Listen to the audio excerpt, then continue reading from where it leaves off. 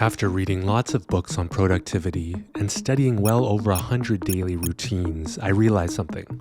Certain principles are used over and over again by highly successful people in their daily schedules. My hope is that you can also adapt these concepts to fit into your life and that they will help you as much as they helped me. This first principle is probably the most important thing you can do when designing your perfect daily schedule. You need to make sure that you end each day feeling like you've won. I'll explain why this is so important and also how to accomplish this. In the past, I definitely fell for the trap that I needed to work as much as humanly possible, and I got stuck in a vicious cycle. I would always go to sleep thinking that the next day I would get a lot done, but because of an unhealthy lifestyle, I usually woke up tired and unmotivated. I would then end up slacking off that morning, and because of that, I would just tell myself that the rest of the day was a lost cause. In a fog of depression and anxiety, I would lose myself in video games, YouTube, movies, marijuana, and the list goes on. The guilt about my laziness would get to such a high level that I would then force myself to go into beast mode for a day or even a couple days.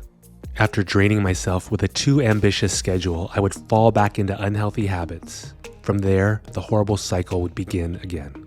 This is what I eventually learned. It is more important to complete less tasks and feel good about yourself, rather than finishing a lot of tasks but feeling like you never did enough. It is psychologically crushing to always feel like you never fulfilled the promises that you made to yourself. The solution to this problem is very simple. You need to define a very small amount of productivity you absolutely can accomplish every day. No one is perfect, but if you are not meeting these small goals most days, that means you are not ready to take on as many tasks. You need to scale back. It's important to keep pushing your limits with this strategy. Working 1 minute a day forever is useless, obviously.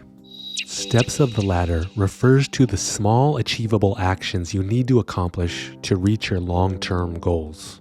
Considering this principle when planning your days seems obvious, but most people miss a crucial detail that I want to explain. This is where a lot of people go wrong. They don't put enough effort into breaking down their long-term goals.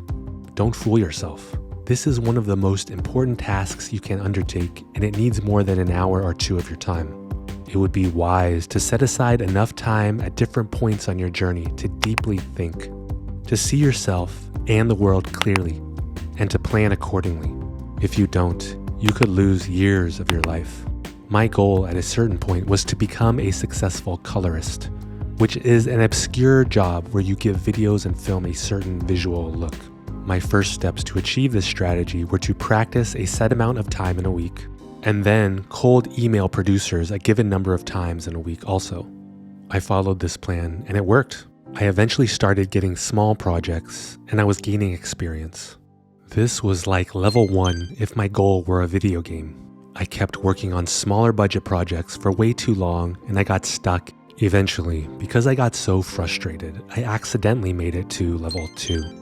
I started refusing to work on extremely low or no budget projects because they were so unrewarding and difficult. Oddly enough, I noticed that I actually started to get higher paying clients after I did this. Higher paying clients would refer me to other higher paying clients, whereas before the lower budget jobs would lead to more of the same. Ideally, I should have realized this strategy through research or logic, not by desperation. I did not meticulously plan out my full journey, and so I could not plan out all the individual steps either. Always remember that you need to take small steps to reach your goals, but if the steps are in the wrong direction, you are leaving a lot up to chance. You should always be refining your strategies and carefully creating steps accordingly. Chaos and order are two conflicting forces that you must deal with in your lives. Without doing this, you will almost certainly fail to reach your goals.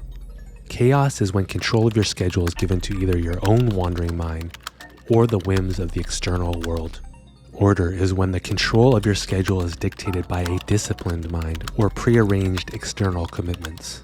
At this point in my life, I need an equal mix of order and chaos. My mornings are very ordered. I wake up, drink tea or a vegetable juice, and then I walk my dog. I then work on the day's most important task for an hour and a half, and then I meditate. I know this sounds like a cliche morning routine, but it works for me. The second part of my day is a lot more chaotic, usually because of family obligations or changing work priorities. I plan for this variability by giving myself different time blocks that I could potentially work or exercise. Anticipating and planning for this chaos allows me to deal with it more effectively. The second consideration related to chaos and order deals with how much of it you need on a weekly basis. Everyone is different. Some people want more order every day. Others need more days to be spontaneous, and so they should let chaos happen. This is a very important principle to think about because there's a huge risk if we're not careful. If we're too ordered, it can lead to burnout. And if we're too chaotic, it can lead to a downward spiral. Energy is the fuel that will drive your perfect days. You want to design your day to maximize the amount of energy that you can utilize to progress your life. Quickly, here's a list of energy-related rules that I have enacted in the past. I think you get the idea. These are the healthy habits we know we should incorporate into our lives, but instead we wait too long to implement them. We wait until we feel like garbage, and only then do we try to clean up our lifestyle.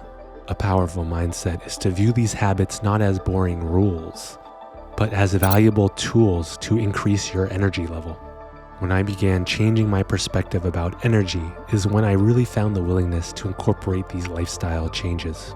I should mention that a passionate and clear vision of your future is very closely tied to your willingness to put in the work to increase your energy.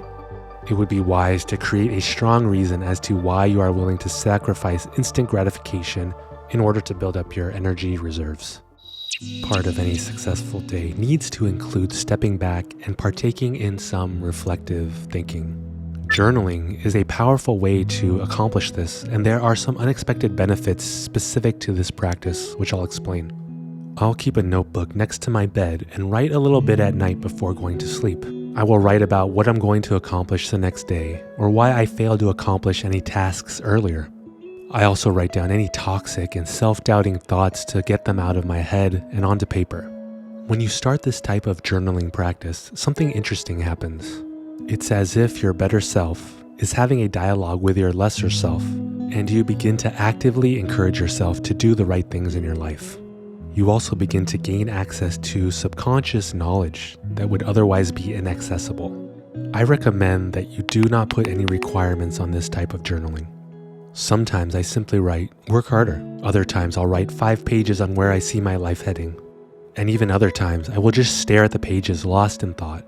There's something about journaling that seems too simple to be effective. It's just a pen and a paper, and it involves writing, which a good number of us learn to hate in school. It would help you so much if you just ignore these preconceived notions and just buy a notebook and start today. As a final note, I have to mention that the reflection aspect is the most important part.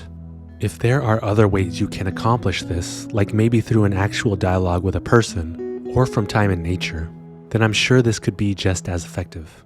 Feel free to experiment and find what works best for you. These 5 principles have been foundational to helping me get past the laziness that has ruled my life for so long.